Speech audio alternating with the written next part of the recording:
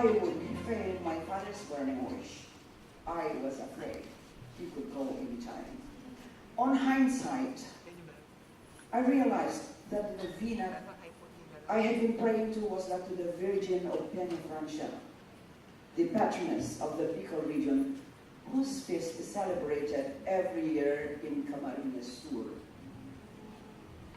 And so began my judicial pilgrimage. I commuted every week, single between Pili and Muntinlupa.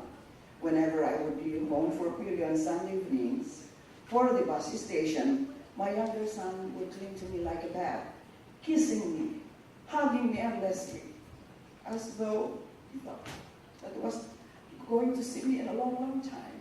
But I assured him I would come back every week, but I promised him I would, and I did.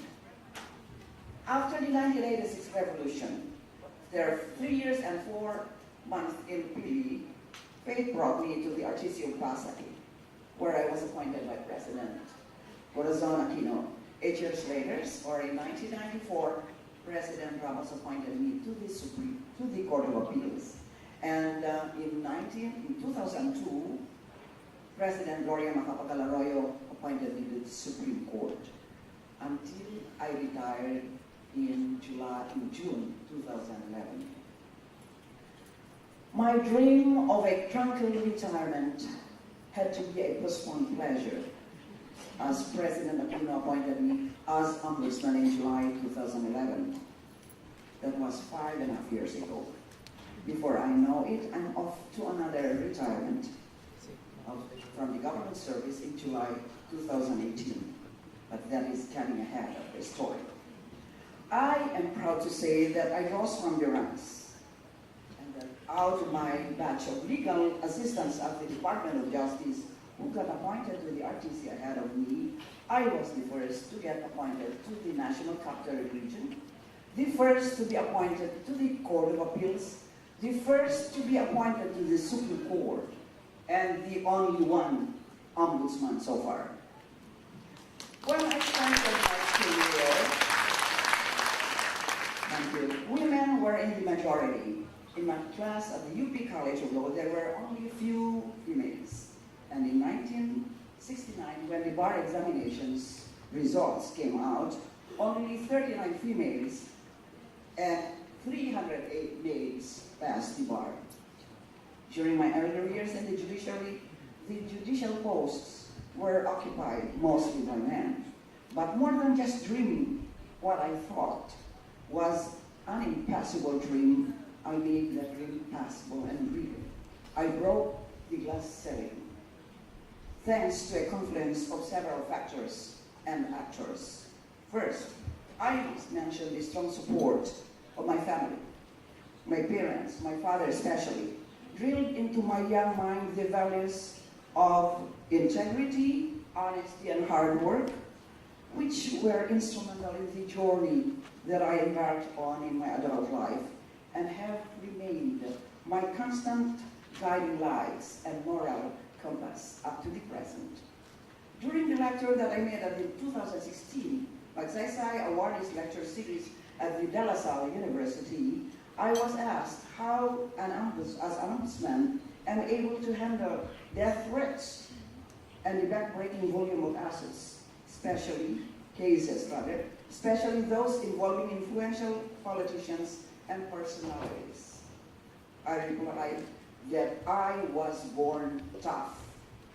Indeed, for a woman to survive and make it to the top, she may have to be twice as tough as her male counterpart. She must have the courage to fight.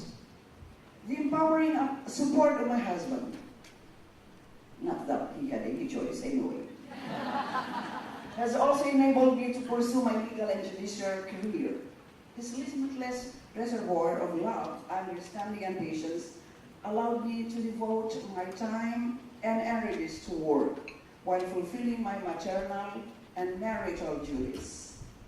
Where many women are relegated to the back seat and subjected to multiple burdens, I am fortunate to have a true partner who allowed me to soar to greater heights by becoming the wind behind my wings. Naniniwala ba kayo? Second, the inspiring examples and lessons of my mentors have contributed to my work ethic and values. My professor, the late Justice Secretary Vicente Abad Santos, who would later become an Associate Justice of the Supreme Court, and who took me in as a special assistant at the DOJ, inculcated in me deep sense of honor, justice, fairness, and respect for the rule of law. He expected the highest quality of legal opinions. Third, my humbling experience on the road to becoming an RTC judge in faraway Philly show the core of self-entitlement that the young, like me then, are wont to believe they deserve. When I was first nominated to an RTC position, I was complacent and confident, thinking that I had all the right qualifications to bag the appointment. During the commencement exercises of the UP College Law Class 2016 last year, during which the UP Board of Regents conferred on me the degree of Doctor of Laws, honoris causa, I had the opportunity to advise the graduating class not to fall into a false sense of entitlement. To them, I emphasized that a UP diploma should never be about self-entitlement, for although it provides the key to opening doors of opportunity, one determines if one stays or overstays the welcome is one's competences and skills. Fourth, my weekly trips on the roads to Pili and back for 3 years and 4 months were lessons of humility, tenacity, and perseverance. These values sustained me in the judicial career I took and in my work now as Ombudsman. It has been well documented by the media that before I was appointed Ombudsman, there were detractors who dissuaded me from accepting the position on the basis of my gender and age. As a woman, I was supposed to be emotional and impulsive about issues. And as a retiree, I was supposed not to have the energy and zeal to tackle thousands of pending cases at the office of the Ombudsman. Perhaps these naysayers forget that I am first and foremost a woman who would take no for an answer, albeit I can give no to a question. A woman who would still do everything in her capacities to accomplish what needs to be done. More than 5 years into my 7-year term, much has been accomplished. Total pending cases is now down to 6,284, as opposed to the inherited cases I had in 2011, amounting to 19,814 pending cases. Our conviction rate stands at a high 75%, while total number of informations filed last year at the San Miguel Bayan alone was 1,298, the highest since 1995. Just as the bumps on the road, the inclement weather encountered on those trips, the risks to life and limb, and the back-breaking travel could not deter me from making the weekly trips to Pili and back just to check and bond with my family, especially my sons.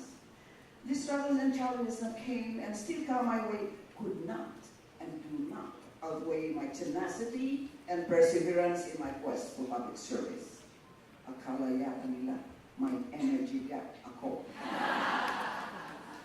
Things have changed a lot over the past decades. The UP Law Class of 2016 now has more female students than males.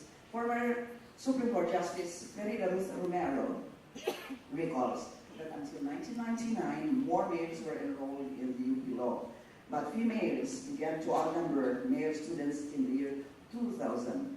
The percentage of women bar passers is steadily rising. It was 40.44% in 2001 and 48.27% in 2005, and in 2015, bar examination successful examinees numbered 945 females as compared to 786 males. The disparity between Filipino women has narrowed down tremendously. The 2015 Gender Gap Index, or GGI, which measures gender inequality in the 4 areas of economic participation and opportunity: education attainment, health and survival, and political empowerment, placed the Philippines at number 7 in global rankings. The top 4 ranks are occupied by the Nordic countries of Iceland, Norway, Finland, and Sweden. In the Asia-Pacific region, the Philippines is at the top, followed by New Zealand at rank 10, and Australia at number 36. The Philippines DGI consistently places us at the top 10 countries since 2006, although, quite sadly, our low ratings have always been consistently in the area of political empowerment and economic participation and opportunities. This, despite the increasing number of Filipino women running for national and local elective elections, posts, and wins, and the steadily rising participation of women in the judiciary. The Philippine Commission on Women reported in February 2014 that in 2001, women justices in the Supreme Court comprised 20%, 36 both in 2005 and 2006, and 43%, the highest percentage so far in 2007. Right now, there are 3 women justices in the Supreme Court, but the Chief Justice is a woman. To me, the values of courage, honor, competence, excellence, honesty, integrity, tenacity, and hard work have propelled me to where I am today. I hope to pass on these virtues and values to my grandchildren, Enyo and Sissy, who serve as my sources of inspiration and energy and my bridges to the future. As I told them through a letter that I read in response to my citation of the Ramon Magsaysay awarding ceremony, gender and age are irrelevant in the crusade for a just and honest society, the primary qualification being unassailable integrity earned through the consistent application of the rule of law.